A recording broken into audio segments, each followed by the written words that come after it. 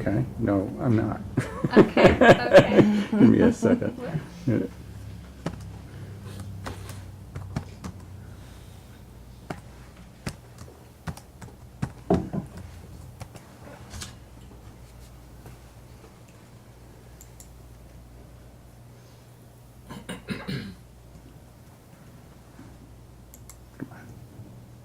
Sorry, guys.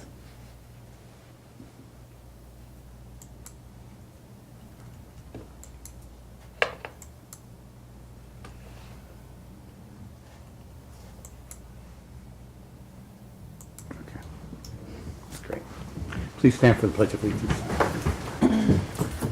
I pledge allegiance to the flag of the United States of America and to the republic for which it stands, one nation, under God, indivisible, with liberty and justice for all.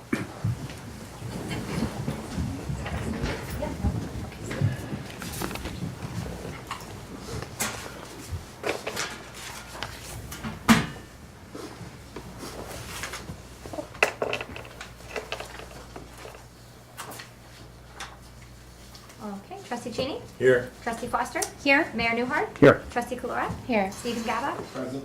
Trustee McKnight is absent. Okay.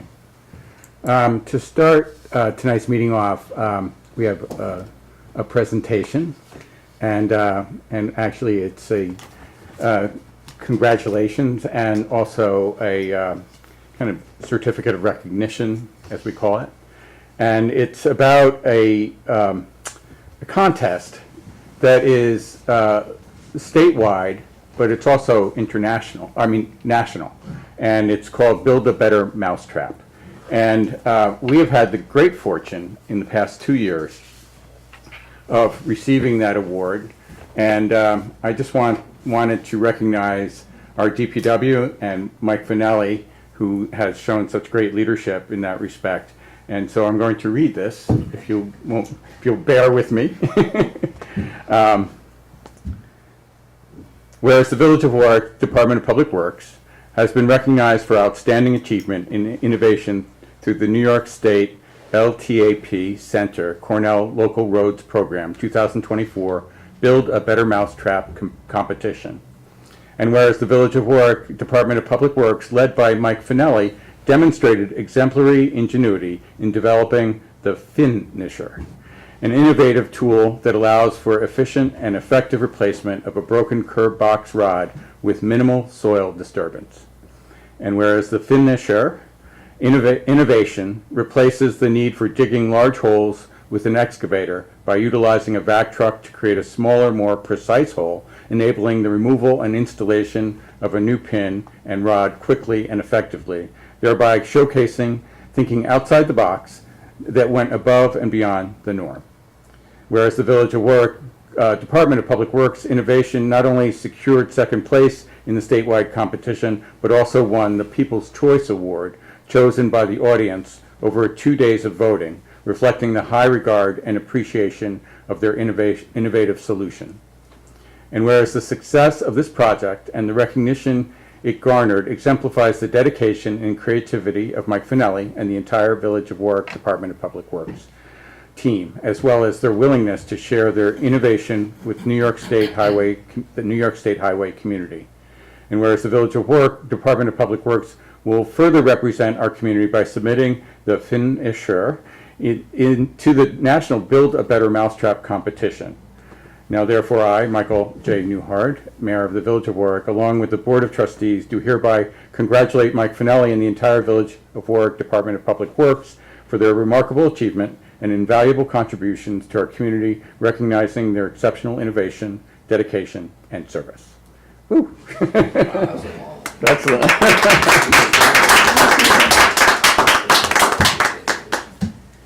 I just want to, Mike, I just want to say thank you. No. And I know this is very flourishy, and but last year you created the Zamboni. Correct. And that was amazing. And then this year, this seems like such an extraordinary tool. It's definitely more practical. Yes, absolutely. And you're our MacGyver.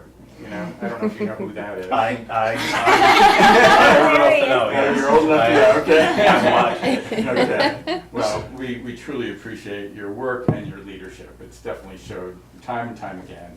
And this is a certificate. No, thank you, I appreciate it. And hopefully you'll share it with the rest of the DPW. No, absolutely, it's, Okay. I appreciate it, like, Yeah. my name's on it, but everybody had a hand in it, making Yeah, it work, so. good, thank you. Appreciate No, it. thank you. And you don't have to sit around and call me. I appreciate it. Do you need a better picture? Does anybody need a better picture? You want a better picture? Do you want to do a shake and a handoff? Oh, okay. Because it was just the back of your head. Oh, While we were okay. trying to take Yeah, I Yeah, appreciate it. okay, wait, get Mike, hey, Mike, get in here. No, Come on. no pictures, please. I need the photo op. Come on. Okay, I think my right side is better. okay. Oh, yeah. I live on that side. Excellent. Thank you very much. Yeah. Appreciate it. All right, now you're free. You saw that? Thank you. Now you're Yeah, I on. saw it. That was for you, Bear. Didn't want to be like a floating thing in the background. Yeah.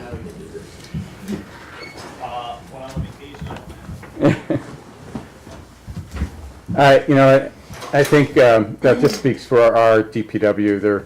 They're great men and women. I'll include Kathy in that, who is the DPW secretary, and they are very proud of the work that they do for this community, and it shows in everything they do. So, just want to say that to the public out loud. So, let's see.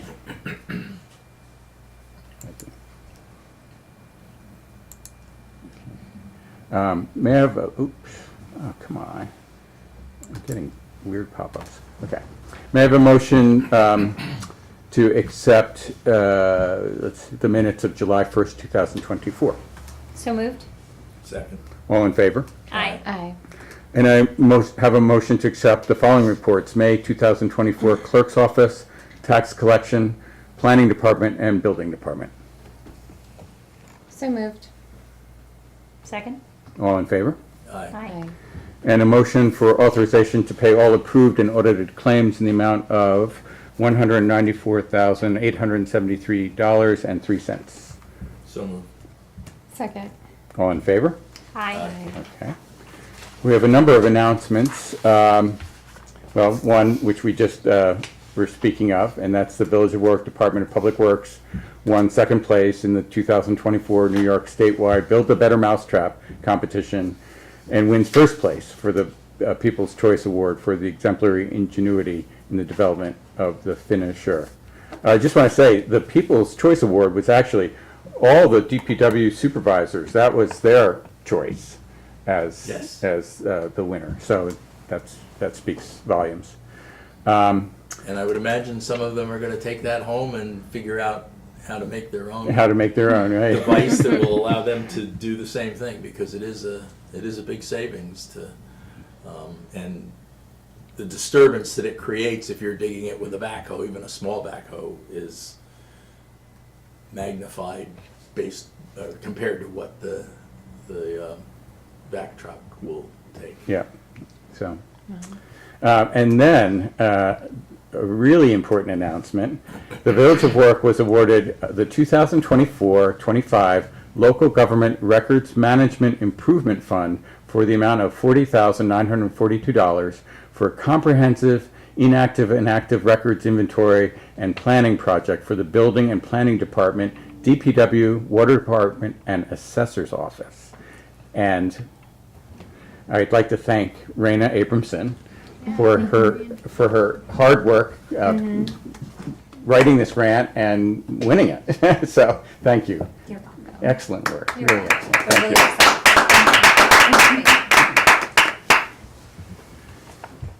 I think do you want to say anything? I'm just really excited because I know, Michael, for years we've talked about how to bring Village Hall to a better place record-wise. It was very hard to find documents. We had a lot of documents that were very, very old, and the Clerk and Treasurer's Office project was so successful, and we have such a handle on our records now, and no record gets placed into a file unless it's placed on in our database and properly categorized also on a file itself. And we're really looking forward to the next step, because this will then put every paper record we have in the village in order. And then the next step would be scanning, purchasing the content management system that will be able to actually organize all of our files digitally. Yeah. So, Well, thank you. And, that is above and beyond your responsibilities as clerk, and so I recognize that too. Thank you. Thank you very much. Happy to do it. And then number 3, the Village of Warwick will conduct a bulk pickup of household items beginning August 26, 2024. And Barry, I'm going to lean on you if you could just go to I'll read the announcement. read the announcement. Thank you. Village of Warwick will conduct a bulk pickup of household items beginning August 26, 2024. Items acceptable for pickup include such things as furniture, mattresses, rugs, etc. Please refer to village website for the complete list of bulk trash requirements and regulation. The village is asking residents to place metal items separately for recycling purposes. We will not pick up garbage, leaves, brush, tires, barrels, paint, drain oil, construction debris, computer equipment, appliances such as refrigerators, air conditioners, televisions, washers, dryers, stoves, etc. We will pick up 2 cubic yards, approximately 1 pickup truck load, of trash in excess of this amount will be left for property owners' removal. All items are to be at the curbside by 7 a.m. on the day noted below to ensure pickup. Once the area has been picked up, there will be no return trips.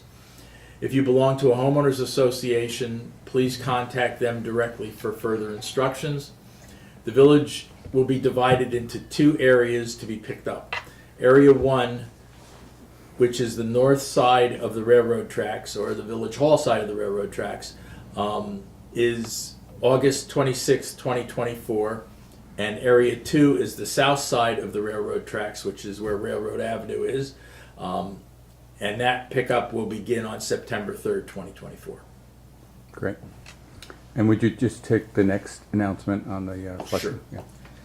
Yeah. Village of Warwick hydrant flushing. The Village of Warwick will be flushing fire hydrants starting on July 22nd, 2024 from approximately 7 p.m. until 12 a.m. This will be done every evening until all the fire hydrants are completed. This is done during the evening to cause as little inconvenience as possible for the village residents. The water may be discolored but will clear up and is not harmful. You may also experience minor pressure problems while the fire hydrants are being flushed in your area. Chris Bennett, Distribution Supervisor. Okay. Thank you. And under correspondence this evening, we have a letter from the New York State DOT regarding the village's request to reduce speed limits on certain roads in the Village of Warwick. And I must say, first it was sent to the town of Warwick. I don't know how that happened, because it was the request from us. But it basically They says didn't reduce any of they it. didn't reduce any of it. The only thing they did was they painted solid lines on Route 94 Maple Avenue. And they didn't address the concern that you On raised Galloway. about Galloway between the village line and into the school zone and beyond. Yeah, they didn't address that. So that's something we need to follow. I think we should follow up with a very strong letter. Yeah, and then just for the public's interest, the way that they assessed the speed limit was by clocking the speed of cars driving on the road and taking the 85th percentile. So that means that however fast people were going on the road, taking the 85th percentile of speed and confirming that that aligned with the existing speed limit. Not paying attention to how many pedestrians might be on the roadway or near the roadway, crosswalks, presence of houses. They're supposed to take that into consideration, but that's not something that they typically do, and that was the basis for denial. Right. So they're saying, and the argument is that they think most people go a rate of speed that they feel is safe for themselves. And so by taking the 85th percentile, which that's what they've been doing for I don't even know how long, then that's the acceptable way to set a speed limit. So it doesn't consider any other users of the roadway, which is bonkers. Yeah. And so just for the public to know, these are the roads that we requested a reduction in speed. It was Route 94, Maple Avenue, from 35 miles per hour to 30, I believe. And then Route 94 on at Colonial Avenue and Main Street, that we wanted it from 30 miles per hour to 25. And then Route 94 between West Street and Oakland Avenue, again, to 25 miles per hour. And Route 17A between West Street and Galloway. And again, we wanted them to reduce it to 25 miles per hour. And so it fell on deaf ears Yeah, and with odd calculations. Yeah, and that way Analysis. we would have had consistent speed limits throughout the village. So all of these speed limits would have been consistent with the village speed limit. Well, I think we have to just be persistent, is the response. Yeah, and also support from residents might be helpful. That would be very Yeah. helpful, And yeah. the fact that they left out Galloway in the school zone and so the issue with Galloway Road is that we quickly go from 55 miles an hour to 30 miles an hour to a 20 mile per hour school zone. And we've put up speed detectors along that path. And people are routinely, even during school hours, when the school zone is in effect, driving 40 plus miles per hour through the school zone. So we want them to transfer the speed earlier, or at least step down the speed earlier, so people are able to see that, and then also drop it to the village speed limit.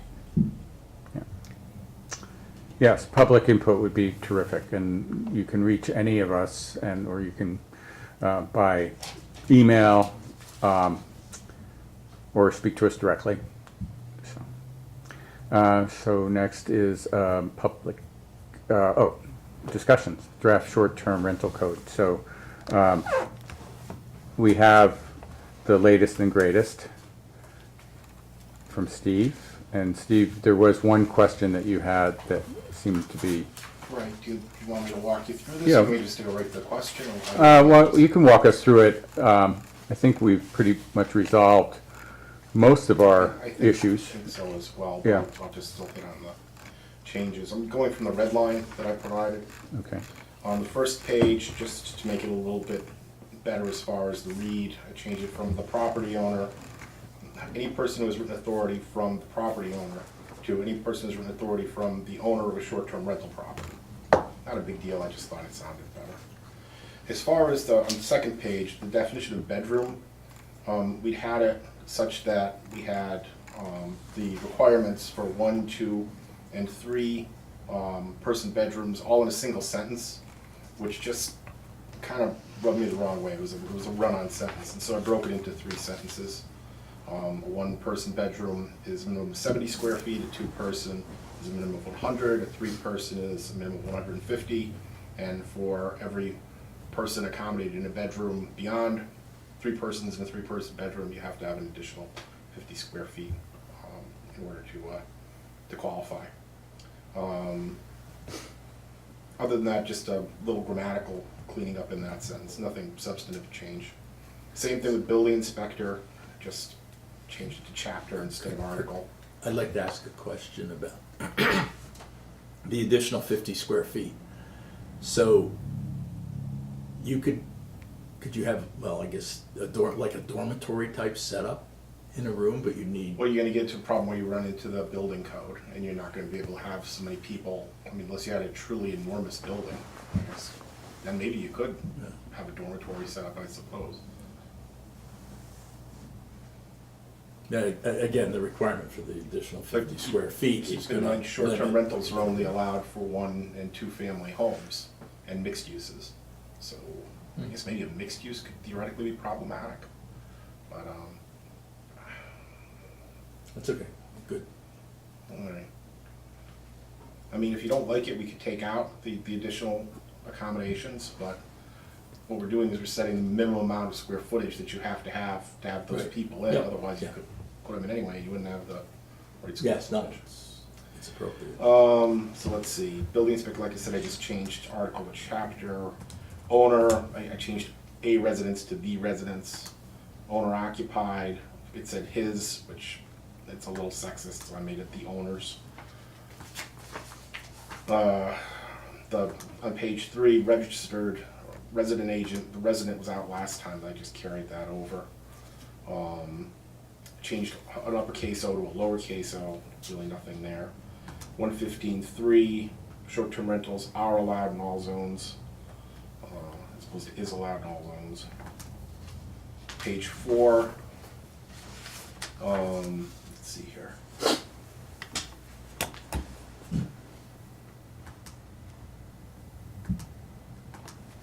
Okay, this is the sub 4 at the top of the page, where we changed it over so that it would just be a reference to your off-street parking requirements.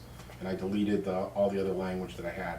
So that now 115-3 sub 4 shall read, for property used for short-term rentals, off-street parking requirements shall be in accordance with the provisions of the Schedule of Uses and Parking Space Requirements in Village Code Section 145-70, off-street parking and loading requirements, which is what you asked me to do. I thought we were gonna do that for the bedroom as well. I mean, it's, as long as it's consistent, I was just double checking the consistency of the language, so maybe we could just come back to that, but if it's consistent with the other code, then I guess we don't. I could check with Boris on that if you like. Okay. Sub 6, I just changed the text a little bit. Instead of saying homeowner association policies in village developments, I just said in developments within the village. I mean, but it's just, to me, reads better.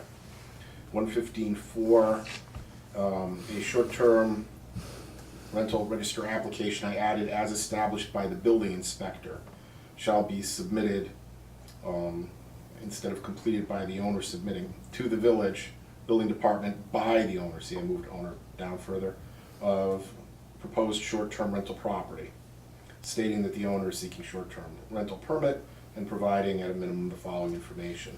And then we go into the information. Now, on page 5 is where you'll see a significant change. You remember we had a discussion that you were concerned about having identity of owners disclosed.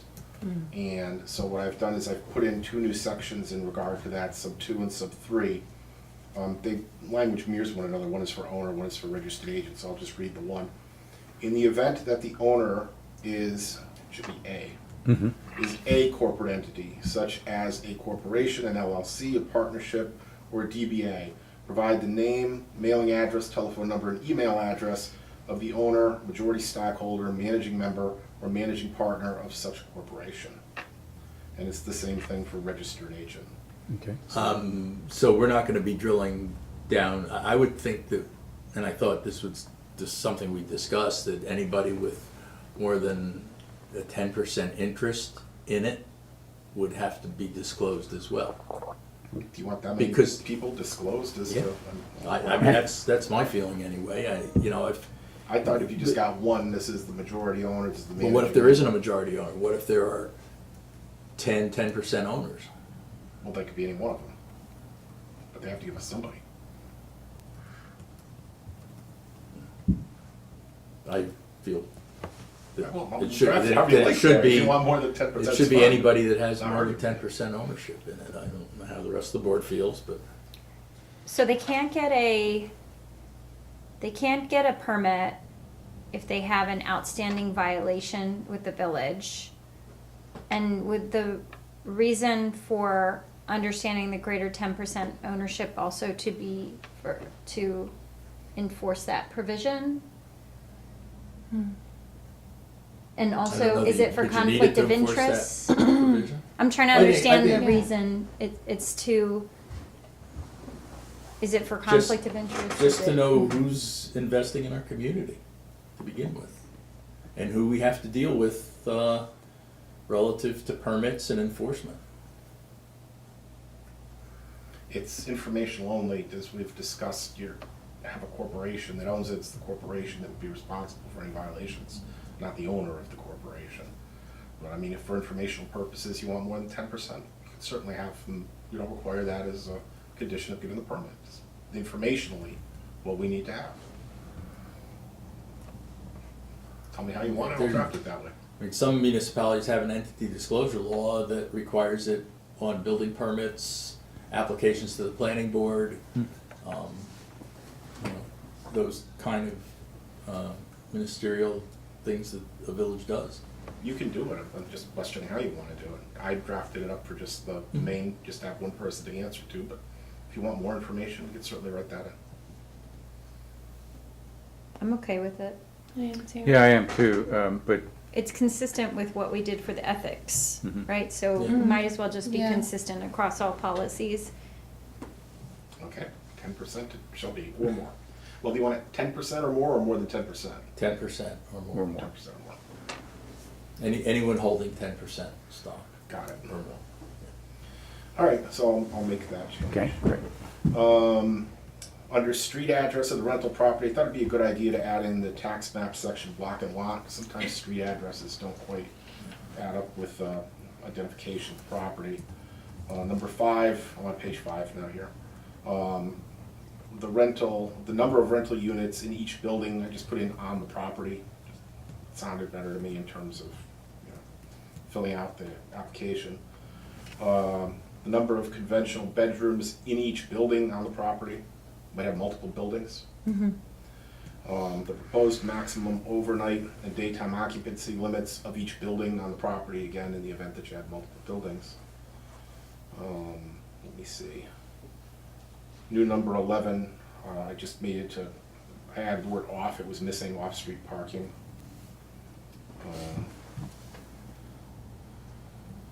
Number 12, again, it's just grammatical. Copy of certificate of occupancy for each building proposed to be used for short-term rental, or a letter stating that such dwelling was built prior to 1973. Just a quick note, there aren't page numbers on it. On On what the we're copy looking we at. have, yeah. Yeah. Really? That's odd. Yeah, there's no page numbers. I just, Okay, well, I'll add them onto yours as well. I have them on mine. funny. All right, well, this is the top of the next page, just above 115-5. Added a provision requiring a statement that the owner will include the municipal permit number assigned by the village in all listings for short-term rental on the property. You recall that you wanted that? Yeah. Okay. And let's see, the completed rental registration application, I put in the full name instead of just the word form, must be notarized. 115.5 is grant of the permit. I took out in sub 3 under 115.5 the words "to the owner" or registered agent, because he's going to issue the permit either to both, or if there's no registered agent, just to the owner. So I found those words kind of confusing. Why does it say "or"? I mean, if you issue it, you issue to whoever applied for it. In sub 4, you'll see I added a new sub 6, that the permit itself will assign a rental registration permit number to the short-term rental property. I think that would happen anyway, but it's just nice to have it up front so that it doesn't slip between the cracks. 115.6 is the, on the next page, is the duration and terms of the short-term rental. I just, in sub 7, I just kind of made it read a little bit easier. It used to say, the following shall be mandatory terms of every short-term rental permit, prominently display at all times the contact names and phone numbers. And it just kind of jumped into it a little abruptly, so I smoothed it out. The owner shall prominently display at the short-term rental property the contact names, phone numbers, etc., etc. Next page, sub 3. This is the What's the section number 1? this is 115-6, Okay, thank sub you. 3. This is the provision that requires owners to provide any new information or changes regarding old information they've given to the building department so that you can keep the files current on each property. I just made it a little bit clearer in the last sentence that failure to timely advise, required to do within 48 hours, the village building department of a change in the information provided by the landlord in his, it should be owner, not landlord. Look at that.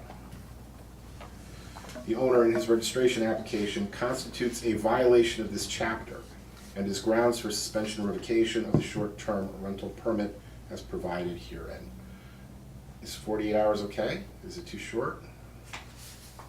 And then, 7 days would probably be fine, right? Like, is that okay? Because 48 hours might, like, let's say they did it on a Friday, and then how are they gonna notify maybe 5 business days would be like a business week or Yep. something, Yeah. Yeah. And then it says his there also. Ah, thank you. Okay, I'll take care of that. 115.7 is short-term rental permits. There are no changes in that. 115.8, I didn't make any textual changes, but I did raise in my email to the board the issue of what to do about renewals. As it's currently written, you have to, if you're an owner and you want to renew your permit, submit the application at least 90 days before your permit expires. And upon receipt, the building inspector treats it like it was a new application. He schedules an inspection, he goes out to the property. If he finds that it's not substandard, he issues a permit. If it is substandard, then he denies it, and you have to fix whatever it is you have to fix. And I saw 2 issues with that. The first issue is it really doesn't provide a lot of incentive for anybody to renew. What's the difference between renewing and applying for a new application? I thought perhaps you might set the renewal fee somewhat less, but I mean, I guess that's something. And the other issue that I have is that every 2 years, the short-term rental permits are going to expire. Now, it's on a rolling basis because they're not all one date that they, but if you have quite a few of these, you're gonna have your building inspector very busy going out and doing these inspections, or he's gonna get backed up and won't be able to do the inspections timely, and you're gonna have your residents angry with you because they can't get their renewals or short-term rental permits. So I thought perhaps, it's obviously up to you, but you might consider the idea of not having inspections every 2 years. Once it's inspected once when it comes through to begin with, it's likely at least, I won't say it happens every, things break, properties get repaired or revised, what have you. But if you let it go for another 2 years, you could give one renewal without an inspection again, that certainly would take the pressure off your building department to go and do all these inspections, and it would incentivize renewing the permits as opposed to just applying for a new one. In fact, and I think you want to talk to the building department, because I may be stretching things a bit here, you may want to consider allowing 2 renewals of short-term rental permits without further inspections. And then after that, they have to go through basically the application process all over again, come in for the full inspection, everything else. Now, if you did that, you'd have to insist on a certification, at least a sworn statement from the owner that there's been no structural changes, there's no outstanding violations, that type of thing. And you could probably even up it to that he's inspected the smoke alarms and other detectors that he may have in the property, and they're in working order, but you might not require the building inspector to go out. And then they have to pay a fee, of course, for the inspection as well, so it's gonna be less money for the residents upon renewal. But that's the issue that I was raising, and that's the potential solution I wanted to suggest to you. Is there any attention paid to changes in the New York State Building Code relative to this? In other words, if we've got a 2-year window and the building code changes after the first year for that particular permit, they're not in compliance with the building code. If we let it go for 4 years, then there could be like 3 years of non-compliance with the state building code. There is not currently in this law a provision saying that if the building code changes or fire code or whatever, you have to keep up with it. Some structures do, others only if there's new construction. So, you don't have to go and sprinkler a really old building, Right. or, otherwise revising, for example, the strength of your fire doors or something like that. Because if it's an older building, you can get away with the other ones, your grandfather. So I'm not sure how much you want to build that into this code, but if you wanted to in terms of excusing them from further inspections, you could certainly build in a provision saying that we're not gonna inspect you, but you have to keep in compliance with the New York State, I guess it's international now, isn't it? Building and Fire Safety Code, I think it is. Really? Yeah. New York State gave that up? I think they adopted I think it did. But anyway, The IBC is the minimum though, and the state may go, like local may go above it. okay, we're gonna have to talk to Boris about which is the current code in effect, but whatever the current code in effect is, you could say that they have to the extent required by law, comply with it. And if you find out they don't, they're in violation of the permit, you can suspend or revoke it. What if they submit, rather than, so just like playing with scenarios here, what if they submit an external, like, inspection? And they have a choice between the village inspecting, I mean, and then I guess another question is how long do carbon monoxide detectors like go? Like how often do the batteries I die? think you're supposed to change the batteries every, like New Year's Day or Yeah, whatever. once a it's year. Yeah. I think a lot So of them that's- are I don't think you need to internal replace- batteries. Smoke alarms, I think, are all internal batteries, and you don't change batteries anymore. You replace the alarm? You replace the alarm. Oh, wow, all right. Yeah, But they're good for 8 or 10 years. So to me, that's like because I was just revisiting our 5 goals, and like one of them is safety. And so what are the safety ramifications of not doing the inspection on recertification? It seems like the only thing would be unpermitted activity, like that might be out of compliance or provide safety issues, or carbon monoxide, or fire alarm. And so if maybe they could have a choice between having the village do the inspection or submitting a certified inspection of those key items. Like anything that maybe we talked to Boris about what the safety issues could be. They could probably get the private contractor to do the inspection for them on much shorter notice than lining up with the building inspector. I suspect it would probably be more expensive than the building inspector though. But they have a choice that They way. do, Yeah. it does solve the issue of, gee, I can't get the building inspector to come out and inspect and therefore I can't get my permit. They have that option. I have to grant that. I'm just a little concerned in making it hard on people in terms of keeping these permits in effect. In all fairness, though, you probably should, and I'll reach out to him, talk to Boris about what the degree of danger you're looking at by letting the inspections go for more than 2 years is. Well- It may be that the chances of there being anything significantly wrong are very Yeah. slim, but then again, it could be, if you don't check it regularly, you could wind up with people who, God forbid there's a fire or something and the smoke detector doesn't go off. What are the bed and breakfast certification requirements or That's good. inspection That's a good- requirements? And hotel? I don't know. Yeah, so maybe that's what we need to know. I mean, as it is, the fire inspections through the building department are way behind, way behind. But what buildings are required to have fire inspections? All commercial? Yep. And are they Public annual? access. Yeah, Or what is their, I think they're annual. Yeah.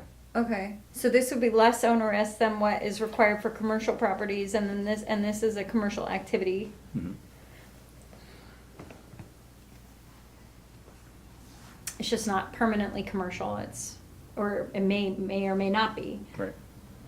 All right, well, to look at it from the other end, and we'll do the research with Boris on, figure out what the deal is, but if you decide that you do want to keep the 2-year inspections, whether it's privately done or publicly done, I can see adding that in. The question becomes, do you really even want to bother with the renewal provision at all? Because, you could, like I say, charge them a slightly less, a slightly lower rate for the permit for renewals. Yeah, the permit could happen pending inspection, you can be renewed. where it will be lapsed if you don't have. Because I think that's more, the safety piece is important. Like, why would we renew something without confirming that the property is still safe when that's one of our key goals? Like, what do we accomplish by doing that? Well, if you're not gonna do that, maybe it makes sense to just require them to reapply every 2 years and not bother having a renewal provision at all. But that's additional layer of bureaucracy. And- I guess they and could. cost, you know. Yeah, I mean, if nothing's changed, so they're already required to notify us if anything's changed. So, you know, maybe we revisit every 2 years and just have them confirm.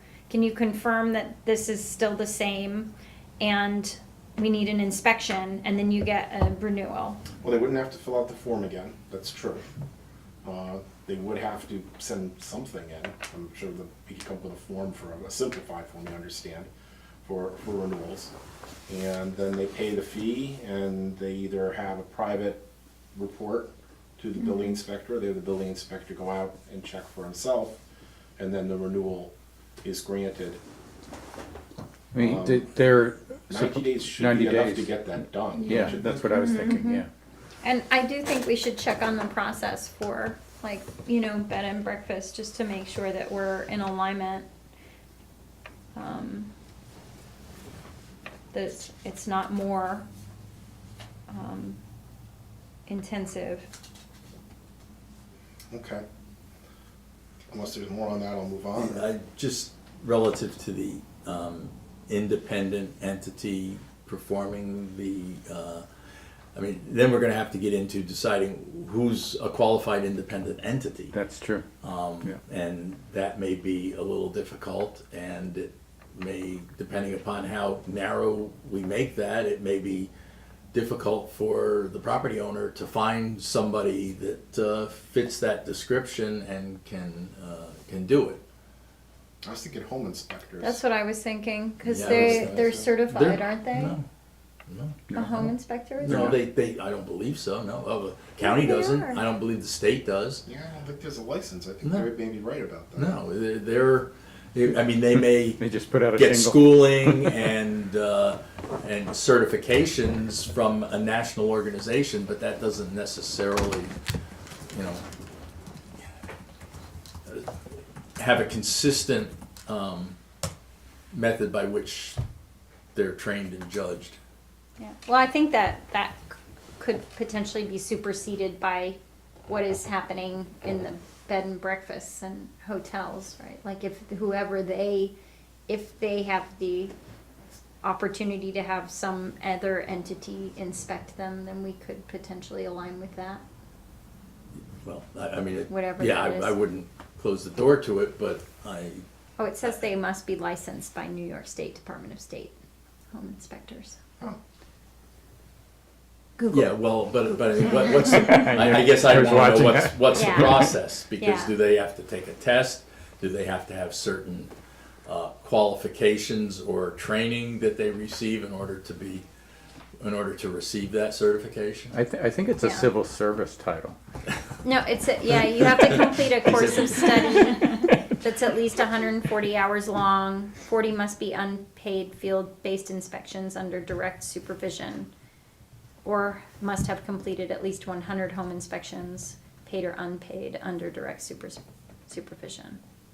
You have to pass an exam, a New York State exam or the National Home Inspector exam, and provide proof of general liability insurance and an application.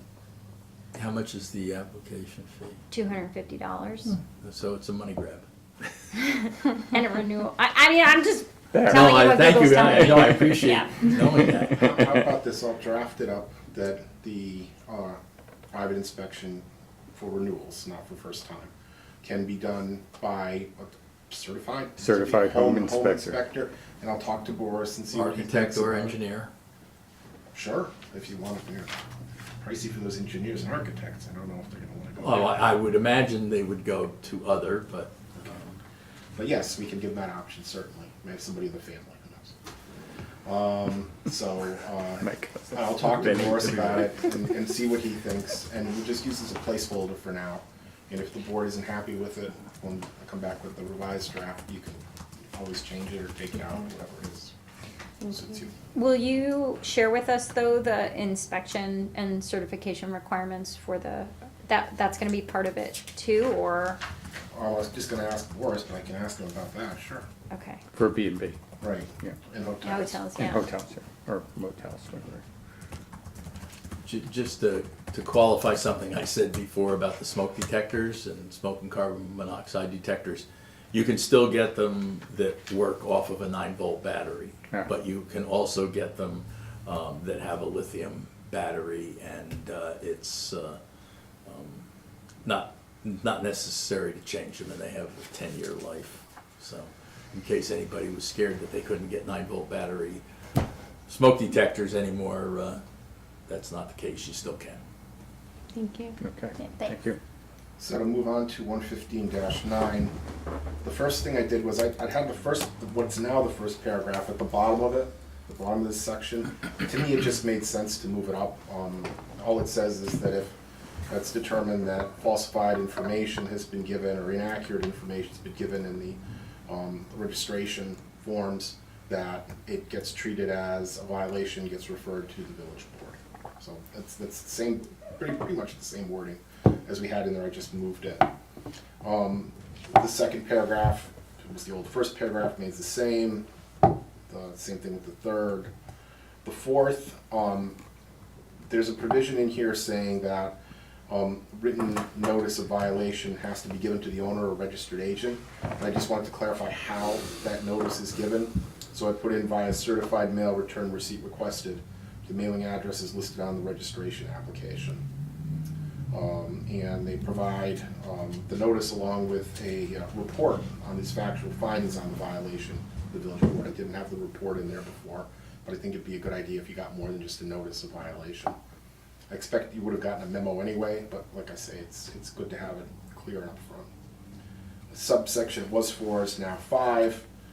Says that you're going to, upon receipt of the notice and the report, set a date for a hearing, and the notice of the hearing has to be mailed to the owner no less than 10 days prior to the hearing date. It's cutting it a little close as far as the hearing date, but if you're a property owner and you've received a notice of violation like this, you should probably be staying on top of this anyway. It's not like it's a surprise. I mean, if you wanted to have it mailed 14 days or something, we could do that, but I think 10 is adequate. 10 is fine. Okay?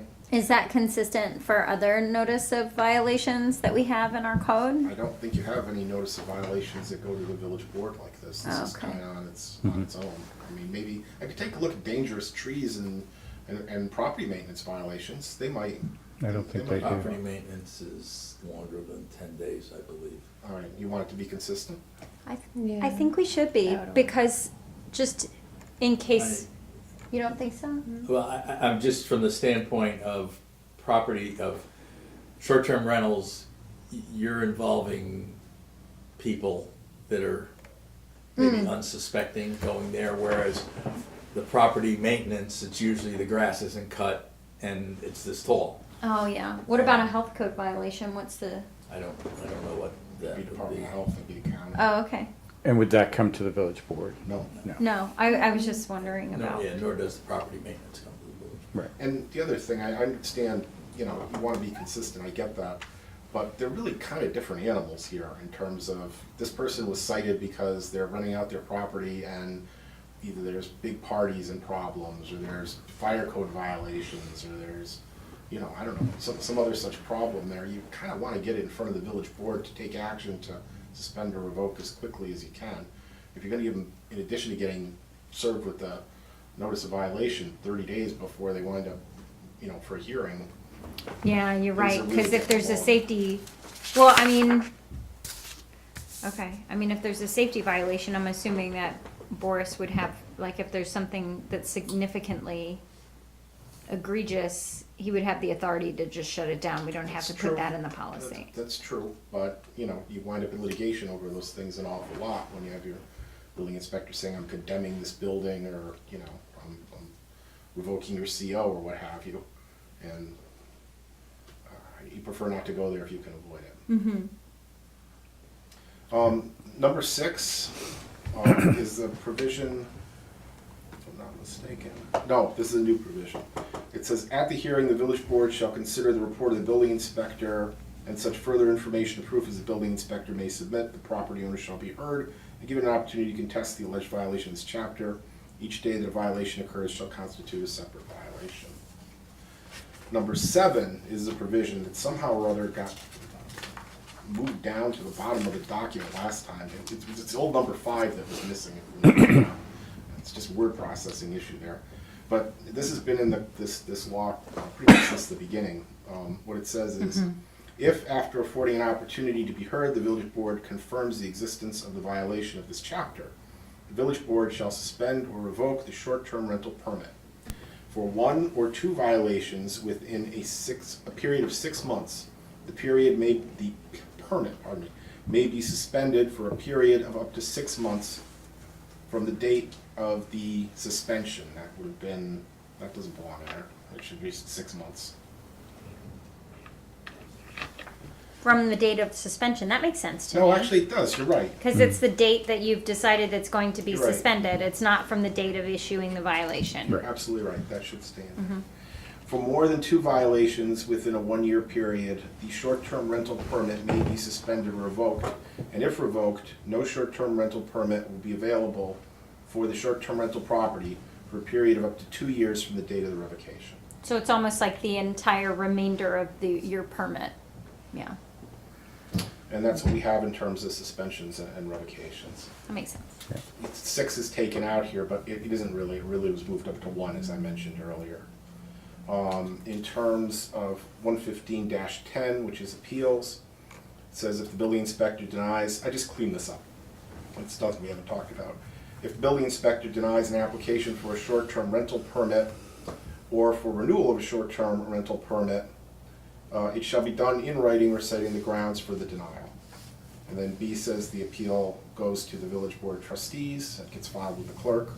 Upon receipt of an appeal, the board schedules the appeal to be heard, and it should be heard within 30 days after receipt. You meet twice a month, so I don't really think it's gonna be a problem for you. And you can always adjourn the hearing once you open it up if you need more information or something like that. Notice of the hearing date, again, I added how to send it, and I took out the publication provision. It's not really a public hearing, it's just a hearing for them to come in, so there's really no reason to publish it in the newspaper. You're just spending money for no good cause. But anyway, you serve it by certified mail, return receipt requested. D just says that you give the property owner a reasonable opportunity to be heard, and they have the burden by a preponderance of the evidence to show that the building inspector determination was wrong. And E says that determination made by the village board on appeal from denial of a short-term rental permit, denial of renewal, or from suspension or revocation of a short-term rental permit are subject to review in CPLR Article 78 proceeding. 115.11, no changes. 115.12 is penalties. I call your attention to sub 2. You wanted it changed to $500 per day, which I've done. And then I added in, or such other amount as the village board may subsequently establish by resolution. Now, I know we had discussed just putting in such amount as the village board may establish by resolution. Frankly, I'm a little leery about doing that. I'm perfectly all right with doing that with fees, but with fines, I'd like at least the initial fine to be set forth in your code so that everybody can find. Now, they can also look up your schedule of fines and fees as well, I understand that. But just a little bit of old school, put it in to begin with what it is, and then if you want to change it, you can change it by resolution. I'll put it back So to this by isn't to resolution if you change want. it for a specific offense. It would be to change it across the board. It's $500 if we wanted it for everybody now per day. Yes, it would be It'd across the board. 700, okay. You couldn't say it's $500 for him, but $750 for you. It's set at $500 per day. If the board subsequently wants to change the fine for violation of this chapter to $600 a day, you can do that. You don't have to go back and adopt a local law. You can do it by resolution. But I'd like to see the initial amount at least set in the code. Well, I'm okay with that. Should it be 2 sentences? So, and the first sentence at $500 That's a per day, day, yeah. and then on the second sentence, the village has the right to subsequently change the amount by Do it either way, resolution. if you wanna see two sentences, I'll make it two sentences. Because maybe it's just me, but the first time I read it, I thought that it could be $500 a day, or if the village decided it was something else for that particular hearing, they could so establish it right there and then for that Well, particular We certainly one. wouldn't want people to labor under that misconception. Right. Yeah. I'll make it two sentences. Yeah, And is this consistent with other violations? I know I'm a broken record tonight, but I'm just, no, it makes because sense. it's, and then, or I'll pause there and then I have another question. I think, let me check the newsletters. There was something in the newsletters from the building department. And then I guess while you're looking at that, I just wanted to kind of like game a multi-day violation. So, so would a multi-day violation only occur if you have someone in the property? Okay, so, and the violation might be a violation of the noise code, like repeated violations of that. It may also be a permitted property violation, like unpermitted construction activity, but they would only be fined to the extent that someone is in the property. Okay. I just kind of want The to. difference is this. Mm-hmm. You have a short-term rental for 3 days. And if you didn't have that it was every day a separate violation, you'd be charged just $500 for the 3-day. No, it makes sense. I just wanted to kind of like game when would it be multi-day, and it's if it's a continued issue, like there's garbage all over the lawn for 3 days while people are there. But if there's garbage all over the lawn, that is an example of something that might extend even beyond. Yeah, but it's a different violation at that point. It's not that you were renting it out short-term with that problem. It's property maintenance. Okay, problem. now You it's a property proceed under- maintenance well, it's both. violation. You could probably prosecute it for both. Do we need to clarify what we mean when we say per day? Like, is that understand. clear? Is it clear that the violation is happening while someone is in the property? I think it is. I mean, it says that you can't rent out your property unless you comply with your permit. Your permit has to meet these conditions. Here are the limitations on renting out your property. If you rent out your property with these problems, that's a violation. The fact that you may be holding it out for rental but not renting it, nobody's gonna say that's a violation.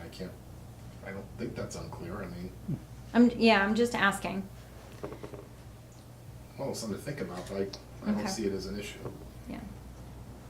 Did you find something, Mary? No, I didn't. I just have that, the only note I have is, from the building department. The building of any shed, fence, pergolas, generators, or car chargers require a permit. Discovery of an unpermitted item will double the standard fee of $150. I thought it That's a mentioned fee, not a something. fine. Yeah, Yeah, I thought right, it says right. something about fines. Or you're gonna wanna That's look at, fine. zoning violation fines, you're gonna wanna look at property maintenance fines, and they're easy enough to find out and put them in a memo or an email and send them over, and you can see, they don't have to match up, they're different violations, you understand? If you think $500 is a deterrent for this, then that's what it should be. If you think it should be more or less, I mean, Yeah, I just think the natural question is, how did you set this fine amount? And then us saying, well, we thought it was enough to be a deterrent, but we didn't look at anything else. It's not really, well, you make a good point. So you can compare it to the others and say that you have some background yeah. information before you say. But I'll run that information. Like, what's a safety violation? I guess another question, and I don't want to overcomplicate this because I do think that it's got a lot in it, But another question I had was whether part of why I like the idea of having a schedule of fines is then we can contemplate whether there's a tiering of violations. Like, there's a difference to me between like a safety violation versus a property maintenance violation. And if somebody's got a property maintenance violation while it's being used for commercial purposes, is that different than, you know, like, than residential? So we should look at that, and that should potentially be consistent. So those are some other natural questions that kind of arise for me. But it would be this would be the building inspector who would be doing this, you know, interpretation, correct? Before he, Yeah, he's in charge of enforcing Yeah. this particular section of the code. You know, Carly raises an interesting issue in terms of looking at your fines that you impose overall and kind of trying to make a coherent pattern. I don't know what you call it. It's like a rational nexus, right? Like it's, well, no, it's like a, no, because it is rational, but well, actually it is, right? Because it's like, well, how is the fine like rationally connected to the issue? Yes, but what So I was that's- talking about was if you look at your fines and one of them, let's say, I don't know, Okay. again, a zoning violation is $75 a day. And then you look and your property maintenance is $500 a day. You might say, wow, that's really Right. kind of out of whack. Why isn't there more coherence to this, consistency to the way these are done? But that's kind of like, you look at everything overall. I mean, Just to ensure this, that if you compare it to some other fines that you have in the books and it matches up Yeah. or is close, I think you've done your homework sufficiently Yeah. to say. Rita just Yeah, I found think that's the fine. property maintenance one is does not exceed $250. So A 250 day. is less for property maintenance. or overall. But the answer may be think it's raising property overall. maintenance rather than lowering, But I do think there's a difference between like something that has, Yeah, I think the is risks imminent, are like a higher. safety issue Mhm. versus just something that's unsightly. well, again, if you have in the record that you considered it and that's how you came to this Yeah. number, I think you're satisfied with that particular concern. Agreed. So we'll look into that too. Section 3 says the penalties in this section are in addition to any suspension or revocation of the short-term rental permit imposed under this system, so you're not making an election, you either go to justice court and try to fine them, or you revoke or suspend their license, you can do both. Can I say one more thing about putting the fine in this? I think another possible argument for pulling out the articulation of the fine within the policy is that may also be a distraction when we have public hearings about the policy writ large. Like it's like two separate things. There's this is the policy, this is why it's happening, these are the things that need to occur. And then there's the second conversation about, okay, these are the penalties of not meeting it. I understand that, but if I was and if that's what you want to do, certainly we can do that. But if I was a property owner and I was being told that the village is enacting a short-term rental law, which is going to regulate my proposed short-term rentals, and I came and I looked at the law and it said, I'm gonna be fined in an amount to be determined later on, I would be saying to you, wait a minute, I don't know what the amount of the fine is here, you're not even giving me any idea, you could set this at $10,000, I mean, why isn't this? But that's also set through a public process, through our public. Yeah, it's by like- resolution, there's no public hearing, it's not the same thing. Are fines and fees, there's a differentiation between them, right? And are we just able to set a schedule of fees, or, well, I guess the traffic code, the parking and things are fines, and that's included in the schedule? For certain types of criminal activity, the penal law sets the amount of the fines that you can impose. For civil penalties, civil violations, there is no such limitation. However, if you set too large of a fine on a minimal infraction, I think it would be overturned as an unconstitutional, if not taking then one of those, was it cruel and unusual punishment, but I mean, the penalty grossly exceeds the nature of the violation. So there are some limits on what you can do. Fees and fines have some technical differences as far as imposing them, but at the end of the day, they're really pretty similar. They're both exactions, and you know, there has to be, you said rational nexus, you're exactly right, that's what the terminology is for setting the amount of fine. It's gotta be enough that you can justify it as something that's necessary to deter the activity, but not so much that it's, you know, an unreasonable type of a punishment for the action at issue. But again, I mean, I understand where you're coming from, but at the end of the day, if you set the initial amount in the local law, there really isn't any difference between doing that and setting it by resolution later on, except people know up front what the initial amount is. And I'm just more comfortable with it personally. Okay. All right, so let's see, we did number 5, you'd said that you wanted to have a civil action as a possible remedy, as opposed to just going to justice court on this. So number 5 says, the imposition of penalties herein prescribed shall not preclude the village or any person from instituting the appropriate civil action or proceeding to prevent unlawful occupancy of property in violation of this chapter. Number 5, remember I said that it accidentally got moved down before and we couldn't find it? Well, this is why number 5 is crossed out, because it got moved up to the section it belongs in after that. 115.13 is remedies for civil offenses. This is the civil action provision that we discussed last month. A civil action or proceeding may be instituted by the village in a court of competent jurisdiction to abate any violation of this chapter by means of injunctive relief and for collection of civil penalties in the amount of $500 per day for each violation, or for such other amount of penalty as the village board may subsequently establish by resolution. And we may have to break that out into a separate sentence as per Barry's observation earlier. In the event that the village successfully commences a civil action for violation of this chapter, the party found liable for such violation shall also be liable for the reasonable attorney's fees incurred by the village in prosecuting the action. So if you have to go and seek a injunction to prohibit people from engaging in short-term rentals with substandard property, you get your legal fees back. Those occasions, I gotta tell you, I envision to be few and far between. People aren't gonna wanna lose their permits. Right. It's bad for business too, if you're, trying to rent the place out and you're in trouble with the village, word gets around and people aren't gonna wanna go there. Okay, well, we still have a little bit of tweaking to do, don't we? I'm afraid so. I'll talk to Boris as soon as I can. I don't think this will be ready for your first August meeting, maybe your second August meeting. Okay. Okay.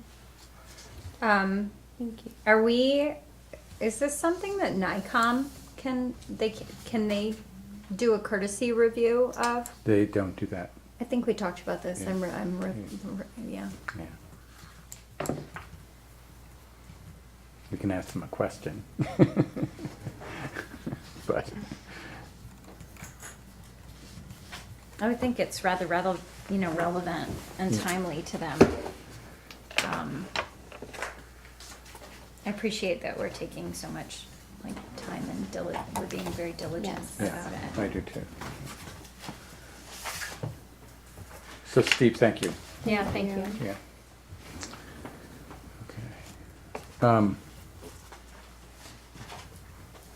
Barry, I've got all these pipes in front of me. I've got all these pipes in front of me.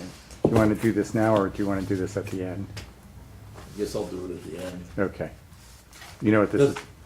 Yeah. Yes, Yeah. okay. And maybe just before we move on from this, can we just walk through the action items? Okay. Because we're checking on the bedroom size,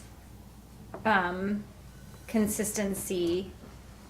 We're checking on the violation fee consistency and the inspection process, right? Those are the 3 items. Did I miss anything? Possibly, I took notes. Okay. Yeah, the consistency of the inspection process for the bed and breakfast Yeah, Yeah. and hotels. in hotels. Their certification process. Renewal. Okay. Okay. Okay.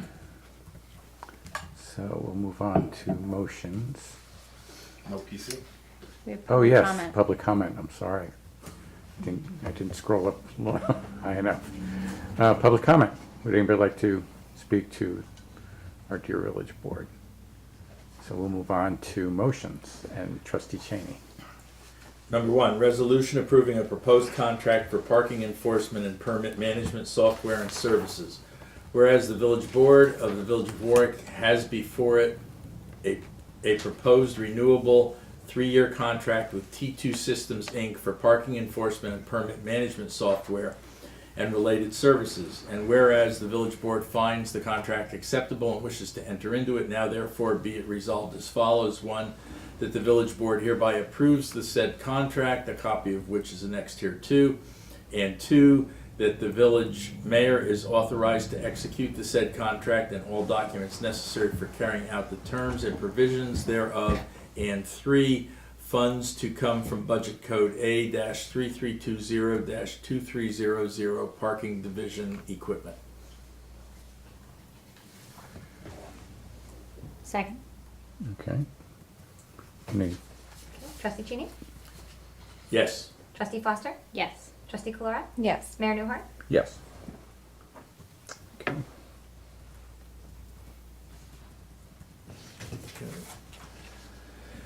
Two, motion to approve and authorize the mayor to sign change order number 1 for the South Street ADA Sidewalk Phase 3 project with Jory Excavating, Inc. to adjust the contract pricing for the inclusion of a color additive Chromix Landmarks Gray C-284 as manufactured by Schofield or approved equal to be incorporated into the concrete mixture. Additionally, the removal of 30 linear feet of resetting existing bluestone sidewalks and propose the replacement with new colorized concrete sidewalk, increasing the project cost by $4,923.60 with a new contract price of $184,823.60 as per the recommendation of village engineer Keith Woodruff. Second. Just a Make a comment. little bit of kind of background discussion on this. So when we initially looked at that stretch of sidewalk, which is between 3rd Street and Lawrence Avenue, there was a lot of bluestone, but most of it was in such bad shape that the cost would be prohibitive and far exceeding the grant that we received. And so the decision was made that that would be replaced with concrete. There were one section One stretch, yeah. that stretch that the bluestone was pretty competent and in good shape. A few things would have to be moved, but I guess what my point is we're losing bluestone, and I hate to see it go away. I think it's beautiful. I understand the implications for homeowners and the costs to maintain it properly. But I think that from my point of view, at least as a trustee, I feel pretty strongly that we need to try and find ways to maintain the bluestone as much as we can. So costly to reset. Yes, yeah. That's Even to reset, let alone replace. replace, yeah. And then even with resetting, it's got like a couple years span before it, Well, it organically if shifts. If Yeah. the street trees roots aren't impacting. Yeah. If you look at the east side of South Street between Parkway and First Street, that's stayed pretty good. It I has, mean, there yes. are some cracks in it, and some of those are probably caused by vehicles backing onto it, or maybe poor placement to begin with. Yeah. But I mean, it stays pretty well. What do you think the mechanism would be for that? Well, I think as To enforce as the we do code? projects, I think we should do our best to try and maintain it.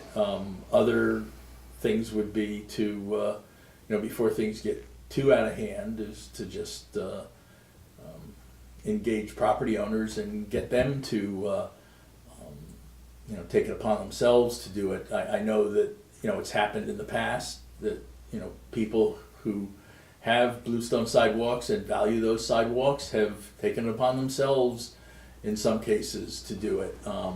There was just a project at the corner of Oakland and Linden where it was the Bluestone was reset. And I applaud the property owner for doing that. I think it's a great asset to the village and also to that particular property. But I think anything we can do to encourage that is important. And we do have the sidewalk inventory that, so we know where the Bluestone is.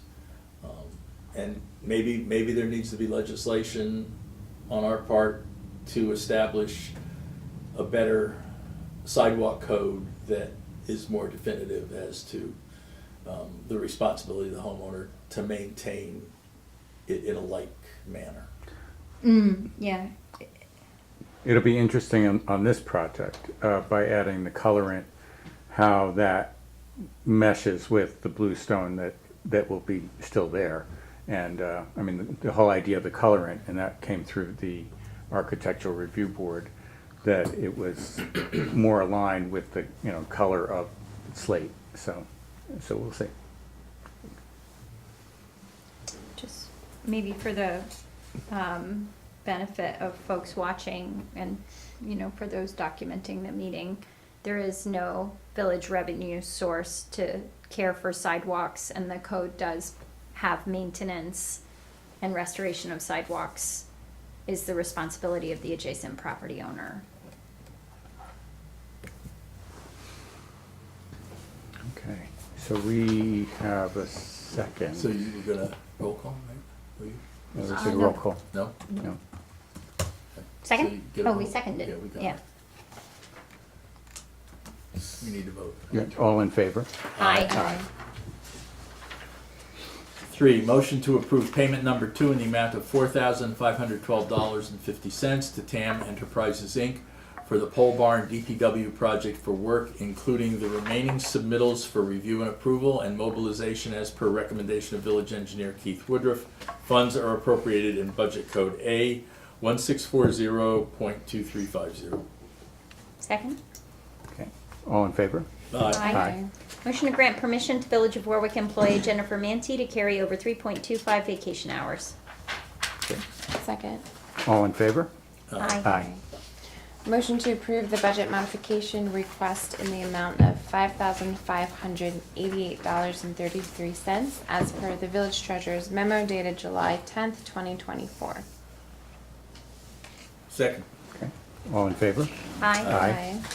Motion to approve the budget modification request in the amount of $6,981.99 as per the village treasurer's memo dated July 10th, 2024. Second. All in favor? Aye. And that is the end of our motions this evening. There's no addendums, and we'll move on to reports. And Trustee Cheney, do you have a report? As long as we're highlighting things that the DPW has done, anybody that's driven by the library lately and maybe seen some activity down by the stormwater basins, that project was undertaken as a result of having the engineering intern that we have this summer take a look at the plans that were drawn up to construct it.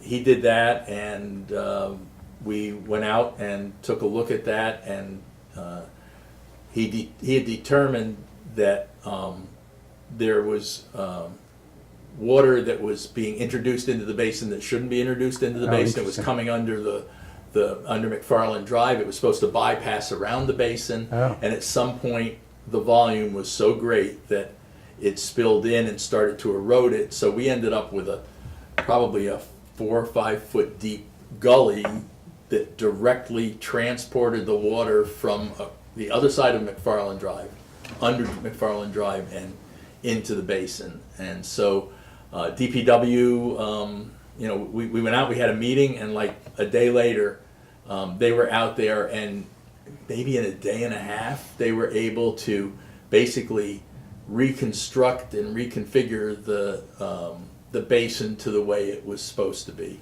And so I'd just like to, thank DPW because, and as you said earlier, when they get a project, big project like that, they sink their teeth into it and they roll up their sleeves and they do a great job of fixing things that are wrong or building things that are needed. So just wanted to thank them and also recognize the work of our engineering intern this summer. Yeah, that's great. And, that was such a chronic problem that we kept scratching our heads about, these water retention ponds, and they weren't working, right? So that's fantastic, yeah. And part of it was dredging out the bottom, which is a ongoing maintenance requirement that had kind of been ignored because, in part, it was like, well, is this the library's responsibility or is this the village's responsibility? And it's on village property, it's an extension, the parking lot's an extension that is open to the public, not just for library use in the library, but if they're gonna be in Memorial Park or in the future in the skate park, that's gonna be a parking location for them. Absolutely, yeah. But Thank you. Kudos. Yeah, Thank really. you. Yeah, it's great. Carl? Working on, I know we have to review the CFA grant for the zoning, that's in my email box. Mhm. And then, there are a couple others in progress. It's possible that, the dial-a-bus, depending on whether we get cost estimates, for the Parks and Recreation one for Veterans Memorial Park. These are pretty extensive grant applications, as you know, so it's possible that we start it this year and then we may need to submit it next year, as I've just been looking. Also, I'll need to follow up with you on the SECRA. I don't believe that we did any kind of SECRA for the Veterans Memorial Park Master Plan, so that's something that we would have to do. Oh, okay. That, I figured that out this week. That's what it was asking for. Does the master plan actually require changes to the park? Yes. Then you gotta do see. Plan changes, but each time, so for example, the master plan says, this area is going to be dedicated to this, and so it's a broad stroke. Then, when we're doing that, we have to go to a landscape architect and an engineer to actually plan that piece. So it's not fully designed to go. It's I don't know enough about your park master plan to give you an opinion on that. I can tell you that if it requires a particular project to be undertaken, or it provides funding for a particular project, then it's subject to secret review. okay. Yeah, well, we did seek a review for the comprehensive plan. Yes, we did. Yeah. So, Okay. so I'll follow up on that. That was something I figured out this weekend. Okay. Whoa. Is the other option in this case? For the grant, Yeah. not my brother, I'm sorry. No, is the other option in this case to just, as a project comes forward that we're going to do the seeker on that one, the individual projects? So the problem, and again, I don't know enough about this park master plan, I have anything to do with it, so I can't tell you I can send for an sure. email Yeah. and I'd we be can happy to look at confirm. it. Yeah, But to cut to the chase, what you're looking at potentially is an issue of segmentation of CEQA review. And if you have a project that says we're gonna do these 7 different things, you can't do one CEQA review for one, another for another, another for another, because you gotta look at the overall impact. But So, yeah, I like the idea, but I'm not sure it'll work. But I just want to make a comment that the park is vast, and some of the seeker review for specific parts of the park would be really important in terms of wetland or environmental conditions, as opposed to just the overall. I don't know. Do you understand what I mean? I do, but I don't think of it know as what your segment. plan says. Yeah, you'll have to. Yeah, I'll we'll, share we'll, it. we'll work with that. Yeah. I do think that the plan is detailed enough as to kind of specify where we would have ground disturbance, and it's pretty clear, so, that's, I guess, just a note for us to follow up on. Yeah. And how soon do you need that for the grant? I think it can be a no, not yet, right now, Okay. and then do it, yeah. Okay. And then the other thing is and I know Tom's not here, I've been getting questions about some of the trees around the park, so I just thought it would be helpful to share with folks that we have some invasive and dead trees, and the Shade Tree Commissioner recommended their replacement with native shade trees, which is actually really exciting. So this is a good thing. This is not we haven't, so I don't know Yeah. if you want to add anything to that. Well, I think that there's and we're talking about Stanley Deming Park, that as we're doing this sidewalk redevelopment, this project, which is on the other side of the street, the plan is to replant the entire treescape along that section of South Street, so, with native trees, yes. And then my final update is we have finally received the contract from the state for the Safe Streets for All. So that means that we'll be able to, once we sign that, I think, and execute it, we'll be able to begin working on that project. So that'll be exciting. That's exciting. I'm excited. Barry, before we go too far ahead, the pipes. You they've been spring this on me, I wasn't sitting really ready to necessarily talk about it. Well, If you want to slide them down here. I will slide them. Great. I was excited to see them. Okay, So you have to do a as you good may job. or may You not have to do know. a good job because I think Chris Bennett is watching. Well, if I mess up, it's because Chris failed to tell me, so. Oh, no. He called me to say, do you want me to come? I said, oh, no, Barry can handle it. Okay, so as folks may or may not know, the village is conducting a lead service line inventory. It's a requirement. We got $575,000 to do this, and the initial step that we're going to be asking homeowners to do is to identify the pipes that are serving their particular residence or business as a customer. And so there are various types of pipe that have been used. This is lead pipe, and I don't know how easy it is to really see, but the one thing about lead is, first of all, it's very heavy, and secondly, a magnet doesn't attach to it, so it's not a magnetic metal. This is brass. Again, the magnet doesn't attach to the brass. The brass is copperish or dark copper in color as opposed to the gray of the lead. Very unlikely that you're going to find a brass service line entering your property, but it is possible. This pretty obviously is copper. If you want to confirm it, you can take a penny, and if you rub the penny on it, it'll kind of remove some of the dirt and grime that's on the outside, and it should match the penny, unless the penny's got a lot of dirt and grime on it. And again, non-magnetic. This is galvanized, and galvanized is in older homes likely what you're going to find. And by older, I would say probably 1940s and earlier. I have it in my home, which is 1961. Which was 1961. Yeah. So the main identifying factor for this is that the magnet sticks. And then what I have here are two pieces of plastic, which is going to be more recent vintage, and probably likely that this would have been installed after the date at which you could no longer install the lead in the service lines, which was 1986, I believe.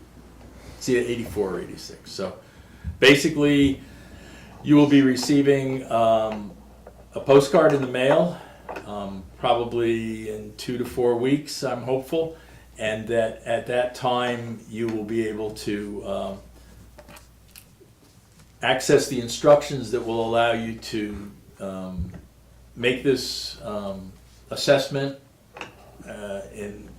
to assist the village, and once we gather a lot of that information, we'll be verifying it on a neighborhood basis as we see trends of the type of material that's been used on the service line. And ultimately, we want to get rid of any of the lead or the galvanized in particular if it's believed to be attached to a lead gooseneck, which is basically the section of pipe that's right at the water main, and it's what taps off the water main. So lead and galvanized, the galvanized doesn't help with the lead gooseneck, so it's considered needing to be replaced if it's connected to lead gooseneck. So that's I think basically it. Again, hopefully you'll be able to help us to move this inventory along, and ultimately the goal is to remove the lead and the galvanized service lines from our system, and it will be more beneficial health-wise to the property owners. Thank you, Thank Barry. you. I'm sorry to put you on the That's okay. spotlight. did I'm great. sorry. I'm sorry. I didn't. I'd forgotten about this, that I was going to do it. I managed to get Chris to give me a lead gooseneck, which is about this long. Oh, okay. And so I was going to bring that in. Well, you can bring that to the next next meeting. meeting. Yeah, and I think hopefully we'll have a spot at the farmers market. I think that would be a fun activity for people to see and know what they're looking for. We'll need to get gloves. Yeah. Right. Well, there could be like, That's good. Thank you. Yeah, thanks a lot. thank you. Mary, do you have anything? Yeah, I have quite a few things. First off, I just want to inform everyone I was able to talk to Village of Monroe about how they did their online registration for their day camp. Their day camp is a little different. It's run between the town and the village.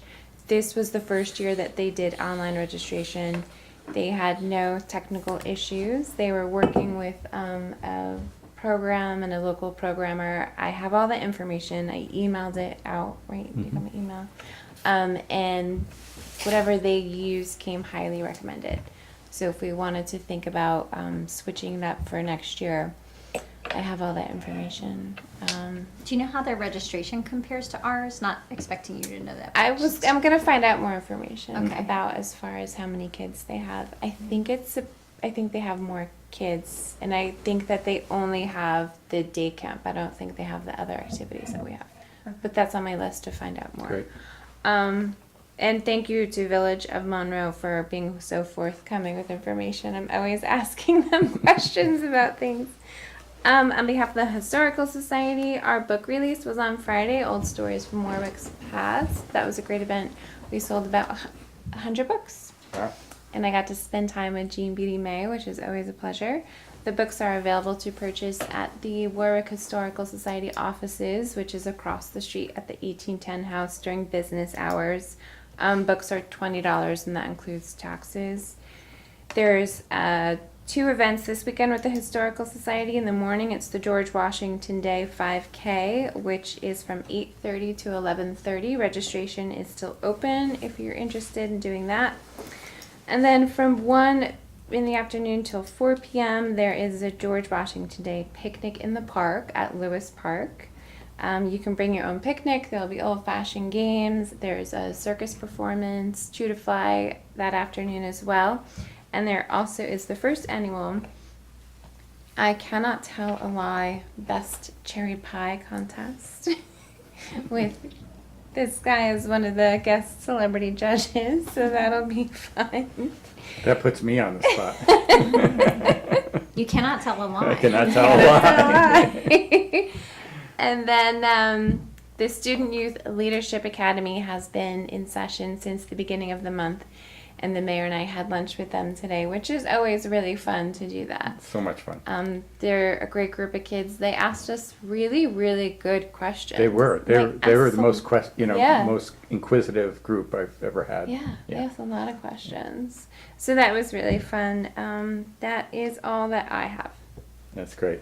Well, I just want to mention too, as far as youth academies, the police youth academy, summer academy, started today actually. Oh, So the fun. first session of that. So that's a really wonderful activity.